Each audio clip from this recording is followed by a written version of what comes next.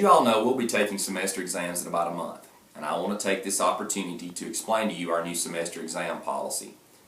First of all students will participate in review assignments and activities in all 4 academic subjects. That's English, Math, Science, and Social Studies.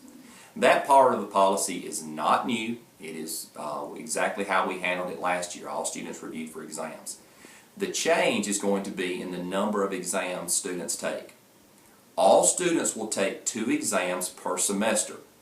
First semester, all students will take English and Math, and second semester, all students will take Science and Social Studies.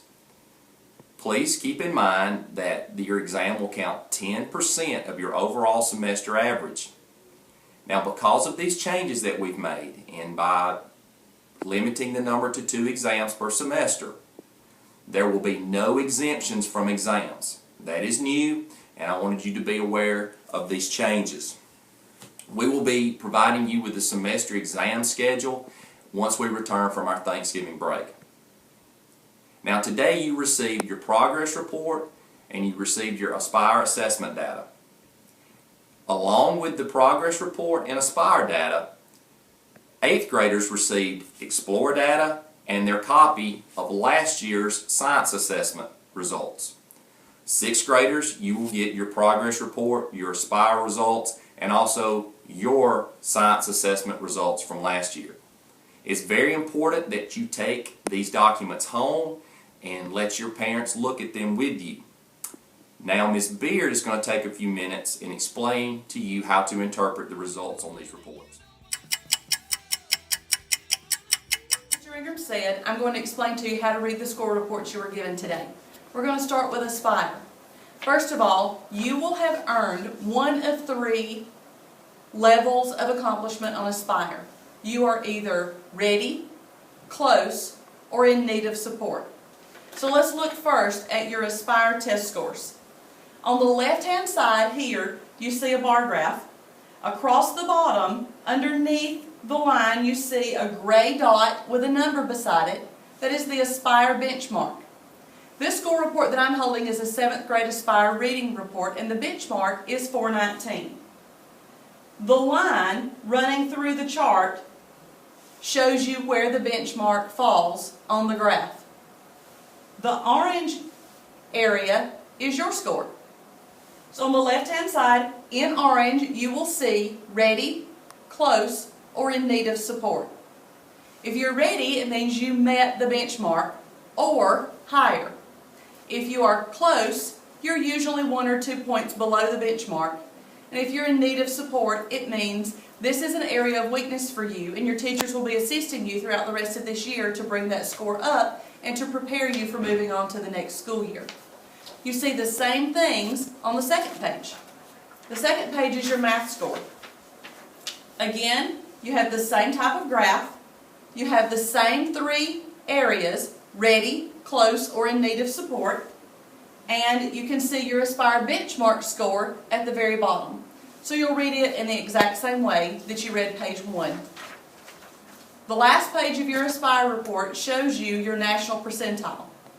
We're accustomed to taking ARMT, the Alabama Reading and Mathematics Test, where we are compared as students to other students in the state of Alabama. Aspire is different. You are compared with other students in the nation. So you see a national percentile score. Here, this student's reading score was the 96th percentile, which means he or she scored as well as or better than 96% of the students in the United States who took Aspire last year. Her math score was 50 percentile, which means she was very close. She's pretty average in math. But we always have room for improvement. Even at 96 and even at 50, there's work that we can continue to do to improve. Teachers, at this point, this is the end of the explanation for Aspire, and I will next be talking only to 8th graders about their Explore scores.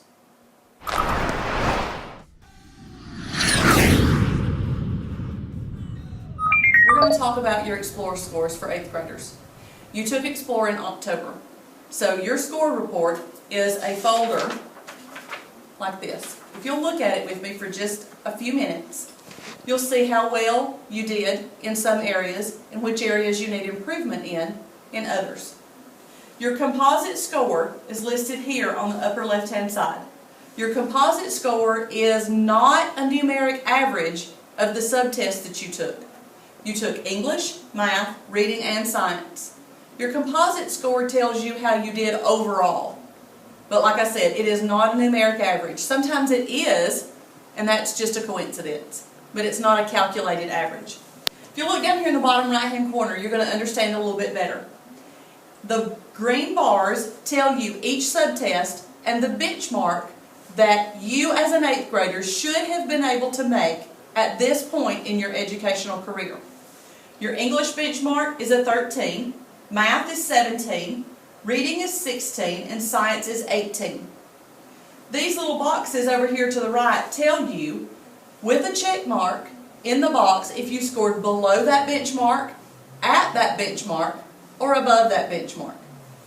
This student scored above the English benchmark of 13. If I want to know how well this person did, I go up here and I see that their English score was a 21. So it was very well above the benchmark of a 13. But if we look at reading, the benchmark was a 16, and this person scored below the benchmark by 1 point. Their benchmark, their actual score was 1 point below the benchmark at a 15. Okay, these scores tell you if you are college ready based on ACT standards. That does not mean can you walk into college today and be successful and pass and get a degree. It means if you stay on track, taking the types of classes you're currently taking, challenging yourself, and working hard on this level of education, you should be college ready when you graduate high school and you're ready to enter. Okay? So don't get too fired up and think, hey, I'm above, I'm ready, I can go to college today. You're just an 8th grader. You got some more high school.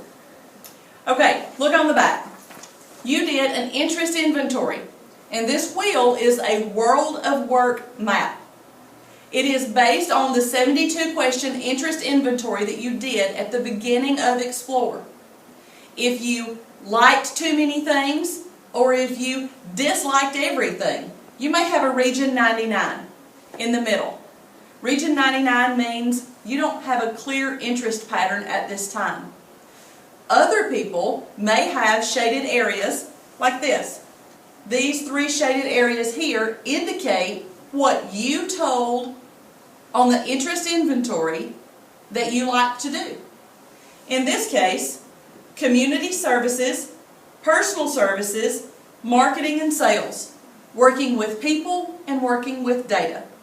This is the area where your interest falls. And there is a website listed for you up here at the very top. It's called explorestudent.org. If you go to explorestudent.org, you will find an interactive world of work map. So you can click on this gray shaded area number 12, and you get a whole list of careers that fall into that interest area.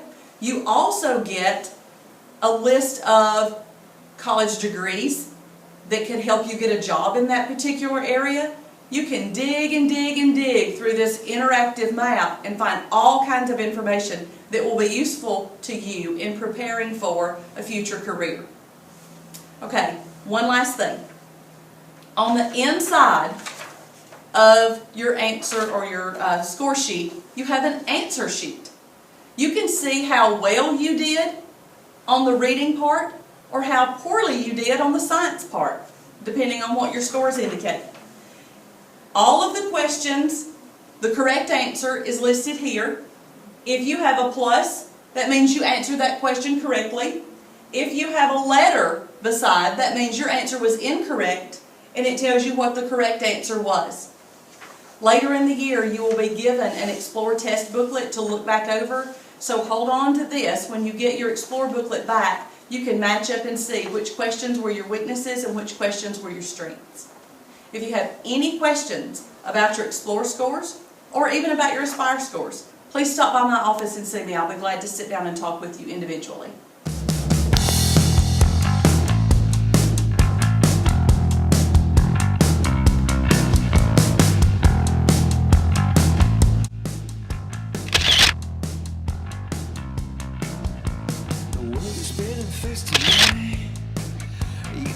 Just trying to hold on to what you used to.